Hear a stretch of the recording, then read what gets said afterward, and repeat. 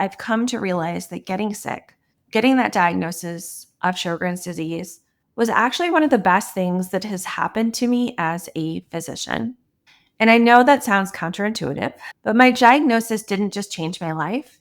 It fundamentally broke and then rebuilt my entire understanding of what it means to practice medicine. It forced me to become the physician I always wanted to be, but was a bit scared to take some of those leaps and those risks that needed to be taken to get there. Before my diagnosis, I did have those inclinations to go beyond the textbook, but I still was fresh out of training. I really looked to my mentors and those textbooks as my almost as like religious texts, right? That was what we used. I had empathy, but it was a bit more clinical. I couldn't truly understand that lived experience of crushing fatigue or the cognitive terror of brain fog, profound isolation from being on the other side of the exam room and having lived experience dismissed. I was treating diseases in patients, but I wasn't always seeing that whole person living inside that perfect storm of symptoms. And then the universe decided to give me a bit of a crash course.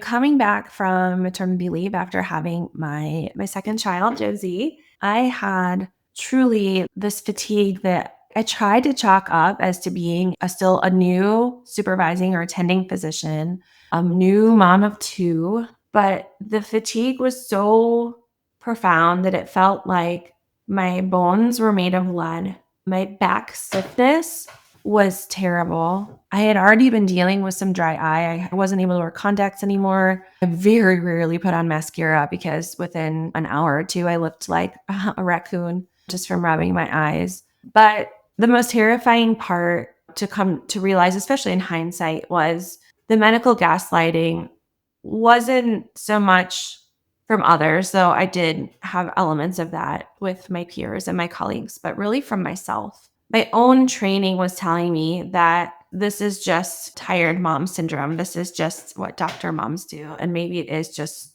too much stress I'm putting on myself. And here I was then suddenly on the other side of the exam room, sitting on that crinkly paper on the exam room table, holding my own list of confusing and profoundly impactful, life-altering symptoms, feeling that same desperation that I had seen in my patients, but I never had truly understood it.